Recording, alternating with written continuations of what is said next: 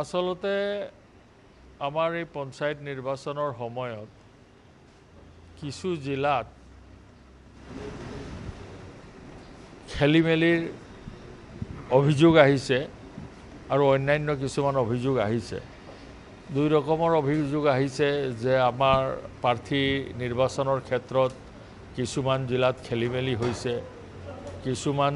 জিলাত আমাৰ প্ৰাৰ্থীসকলে অন্য দলৰ সমৰ্থনত উইথড্ৰ কৰিছে এনে বিভিন্ন ধৰণৰ আহিছে সেইকাৰণে মোৰ চেয়াৰমেনশ্বিপত এটা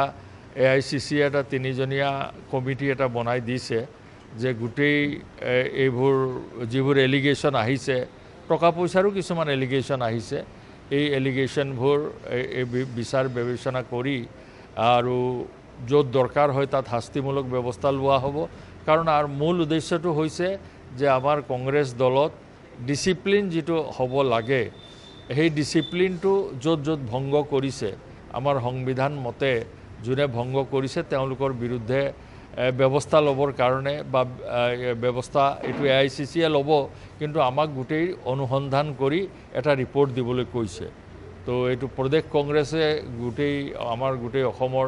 যিবোৰ জিলাত পঞ্চায়ত নিৰ্বাচন হৈছে তাৰ পৰা তেওঁলোকে বিভিন্ন মানে জিলা কংগ্ৰেছৰ ফালৰ পৰা বা আমাৰ জিলা কংগ্ৰেছৰ দায়িত্বত যিসকল বিষয়ববী আছে তেওঁলোকৰ যে কিমান সৰ্বমুঠ সিট কিমান আছে কিমানত কংগ্ৰেছ দল আৰু সহযোগী দলে প্ৰাৰ্থিত্ব দিলে কিমানত দিব নোৱাৰিলে কিমান সিটৰ তেওঁলোকে প্ৰাৰ্থিত্ব উইথড্ৰ কৰিলে কোন দলৰ ফেভাৰত এই গোটেই ৰিপৰ্টবোৰ অহাৰ পিছত এই ৰিপৰ্টবোৰ আমাক দিলে আমি তাৰ বিবেচনা কৰি আৰু য'ত য'ত যদি জিলা কংগ্ৰেছৰ সভাপতিয়ে যদি কিবা নিয়মৰ বাহিৰত কাম কৰিছে বা অন্য বিষয়ববীয়াই তেতিয়াহ'লে তেওঁলোকৰ ওপৰত নিশ্চয়কৈ ডিসিপ্লিনাৰী একশ্যন লোৱা হ'ব আৰু সেই গোটেইটো বিবেচনা কৰি যাতে আমাৰ কংগ্ৰেছ দলত এটা যিবোৰ ওলাইছে এই গোটেই কথাবোৰ যাতে ভৱিষ্যতে এনেকা নহয় যাতে এটা মানে ডিসিপ্লিন দল হিচাপে আগন্তুক বিধানসভা নিৰ্বাচনত অৱতীৰ্ণ হ'ব পাৰে তাৰ কাৰণে এটা ৰিকমেণ্ডেশ্যন আমাক এটা গোটেই ইনকুৱাৰী কৰি এটা ৰিপৰ্ট দিবলৈ কৈছে আমি সেইমতে ৰিপৰ্ট দিম আৰু আজিহে ঘোষণা হৈছে